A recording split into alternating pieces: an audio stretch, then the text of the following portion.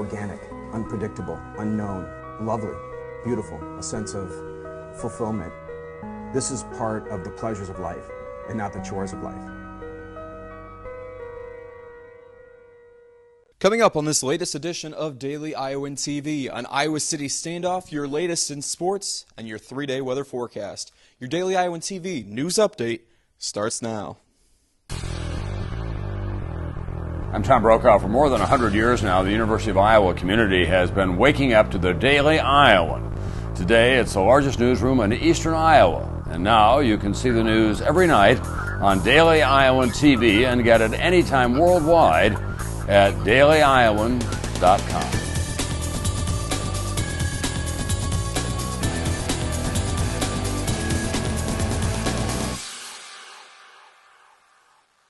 Hello and welcome back to Daily Iowan TV. In the Daily Iowan TV studio, your latest news, sports, and weather source for the Daily Iowan. 52-year-old Troy Lee Perkins is currently in the custody of the Iowa City Police Department after being charged with aggravated counts for first-degree harassment and assault with the display of a weapon. The Iowa City Police Force and SWAT members were locked in a 13-hour standoff on the city's east side over the weekend. More than a dozen officers were on call to the area. Perkins has since been arrested on 3 outstanding warrants, in addition to the charges stemming from the incident. For more on this developing story, we'll toss it over to the newsroom, where our own reporter on hand has the latest. Quentin? Actually, the Daily Iowan arrived on scene at about 10 p.m. that evening, Friday evening, and we were actually there until about 6:35 on Saturday morning. And we actually weren't able to speak with Iowa City Police Chief Sam Hargadine for an interview until about 6 o'clock, where he told us that 52-year-old Troy Perkins was holding his 8-year-old daughter and an 80-year-old woman inside the home. The home was of the 8-year-old woman, and she's believed to be an elderly woman who was invalid and actually couldn't take care of herself. In the end, he was arrested about 8 o'clock in the morning, and he remains in the Johnson County Jail, and no hostages, including those 2, were injured during the time. Thanks for the update, Quentin. And now for a look at your 3-day weather forecast. You can expect scattered thunderstorms and a high of 84 degrees as we head into the evening hours of your Sunday with a low of 70 degrees. More of the same coming on Monday as well, with a high of 87 and a low of 74, with isolated thunderstorms and a 30% chance of rain. As for Tuesday, not much change. Thunderstorms are expected with a high of 93 degrees and an overnight low of 71 degrees in the forecast. After University of Iowa linebacker Dalton Shaw's recent moped accident, the debate on moped and helmet safety in the Iowa City area and the state of Iowa is back on. A bill was originally cleared by an Iowa Senate subcommittee in 2011, but has strongly been opposed by ABATE, an influential motorcycle rider advocacy group which has long fought any effort to require motorcyclists to wear protective helmets.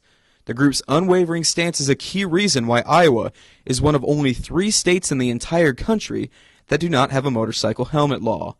The bill is being supported by Representative Dave Jacoby of Coralville, who is replacing Democrat Tyler Olson as the lead Democrat on the House of Appropriations Committee for the Legislative Senate.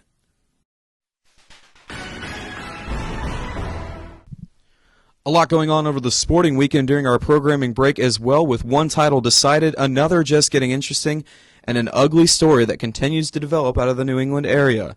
That's where we'll start, where the details of a shooting of a semi-professional football player continue to look more and more incriminating for New England Patriots star tight end Aaron Hernandez. State police officials and dogs searched for the home of Hernandez for more than 3.5 hours on Saturday, serving a search warrant after police discovered that the security system at Hernandez's home, along with his cell phone, were destroyed. Meanwhile, the Windy City could be seen celebrating their Game 5 Stanley Cup victory well into the night after their hometown Blackhawks took a 3-2 series lead with a victory over the Boston Bruins on Saturday night. Game 6 will be back in Boston on Monday. And finally, the Miami Heat celebrated its second straight championship in South Beach last Thursday with the 95-88 victory over the San Antonio Spurs in Game 7 of the NBA Finals. LeBron James led the way for the defending champs, taking home his second straight Finals MVP. Well, that's going to do it for us here on this Sunday edition of the program. For more on all of today's stories, be sure to check out Monday's pages of the Daily Iowan. And only with Daily Iowan TV can you get a sneak peek of those pages. Read more about the latest on this weekend's police standoff and one wrestler's journey to represent his country. That's your latest edition of Daily Iowan TV. Be sure to check us out at this same time tomorrow or anytime online at dailyiowan.com. Thanks for watching, and have a great night.